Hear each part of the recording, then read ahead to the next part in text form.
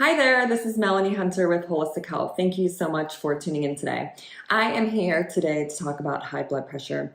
It is the third leading cause of death, according to Dr. Mark Hyman, and it's something that millions of Americans deal with. Even in my own family, my dad has high blood pressure, my mother-in-law, and even my husband sometimes struggles with keeping his blood sugar in check.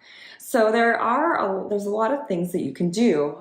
There is to some degree a genetic component. However, really mostly high blood pressure is coming from diet and lifestyle. And those factors include what you're eating, obviously, the amount of exercise, if you're a smoker, medications that you take, ibuprofen and oral contraceptives and other both over-the-counter and prescription drugs can increase your blood pressure. Heavy metals also are known to do that, as well as other environmental toxins. The amount of exercise that you have impacts your blood pressure. There's a whole host of things. So, there's a lot of factors that you can look at and a lot of changes you can make to have a really positive influence on your blood pressure. I do want to say, first and foremost, if you are on medication or if you have high blood pressure and you're going to make these changes, just be cautious. While high blood pressure is extremely dangerous and causes damage to the arteries and restricted blood flow to the organs, it's also really dangerous to have a drastic decrease in your blood pressure too quickly. So just as a note, you want to work with your doctor or you want to make these changes, that's amazing, but go slowly and make sure you're monitoring your blood pressure and taking care of yourself. So I just gave you a whole host of reasons why your blood pressure might be high. And so now what do you do with those things? I think for you got to really evaluate where you are and, look at the worst part of your lifestyle, if you will, and see if you can make changes there. And the obvious ones are, if you're a smoker, you need to quit smoking. If you're drinking excess alcohol, start there and decrease or remove that. But there's a lot of other things too that we're going to get into. As far as exercise goes, everybody really you need to move your body. It's so important for health. And so we're not going to talk a lot about that, but even 20 minutes, 3 times a week will make an impact. So commit to an exercise program for your overall health and you will be rewarded for that. Stress is an important part of high blood pressure and something definitely to tackle, but I did a whole video on stress management techniques and tools, so I'm not going to go into those. Please refer to that if you feel like stress is the primary culprit of your high blood pressure. And even if not, I think we can all use stress management techniques in these days, so I would encourage you to watch that. All right, so that leaves us with a couple other factors. Heavy metals, you want to be careful what you are using in your house, and you want to make sure that you're filtering your water, and not just heavy metals, but environmental toxins in general. You really need to evaluate all of your products that you're putting on your skin or in your body or in your house, and try to clean that up. It's important for so many reasons. It's not just blood pressure, but certainly can make an impact there. Sleep is important. I have a whole video coming out on sleep that will be released in the next couple weeks, so we're not going to go too much into that, but that also could impact blood pressure. So that kind of leaves us with diet. So that's where we're going to spend most of the rest of our time together.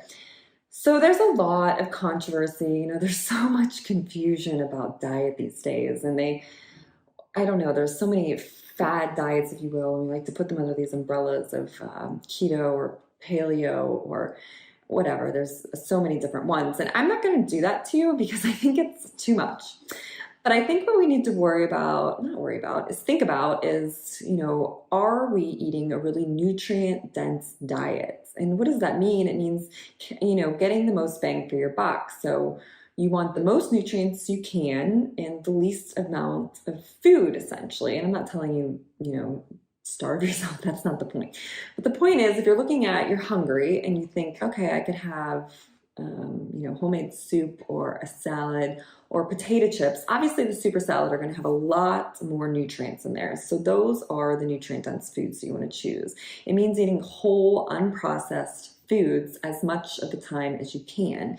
And that's where you're going to get all these important vitamins, minerals, and micronutrients. So that's really what you want to focus on. And really that means eating mostly plants mostly vegetables, some fruits, and then, animal products are so controversial. I know, the cardiologist who is very highly respected that my mother-in-law and husband are seeing recommend eating a plant-based diet, not eating animal products. And I think that for some people with, serious cardiovascular heart disease, then that might be the answer. But I don't think that's necessarily the diet for everyone. And I think that really, you can have some balance. So, look at your diet. If you're eating animal products 3 times a day, then yeah, I think you should probably scale back. And maybe that's once a day, really good quality, which means it's grass-fed, it's pasture-raised, etc., organic. So things that you want to eat, so things you want to avoid. So you want to minimize sugar, of course, minimize grains, minimize caffeine and alcohol. Those will have an impact on your blood pressure. You want to drink plenty of filtered water. You want to eat a lot of fiber, and that comes naturally from vegetables. You hear a lot, eat a rainbow, and truly, you want to eat a wide variety of vegetables. Even myself, I get caught in this trap sometimes of like, what are we going to have for vegetables? And I get into this like broccoli and asparagus mentality, and I can't think out of it. And I have to like really like go shopping sometimes and look around and realize there's so many different vegetables. So, try to eat as many different varieties of vegetables as you can. Eat mostly plants. Omega-3s are really important, which you can get from cold water fish, small ones, because they don't have the contaminants. So you want sardines or anchovies. And like I said, smaller amounts of saturated fats, which are animal products, and coconut oil. Specific foods that are good for high blood pressure would be celery, garlic, onions, papaya, avocados, nuts, seeds, cold water fish, like I said, leafy greens, which are higher in magnesium, which is also really important, kind of opens up your blood vessels. And I think that's kind of a good diet overview. So eat mostly plants, minimize your sugar, minimize grains, minimize saturated fat, minimize processed foods, limit alcohol, limit caffeine, drink plenty of filtered water. Let's see, get good quality sleep, manage your stress, exercise. There's only 101 things to do here. And then, as far as supplements that can help with high blood pressure, omega-3s, which are fish oils, calcium plus magnesium is beneficial. CoQ10 can be helpful, and herbals like hawthorn or olive leaf can also be beneficial.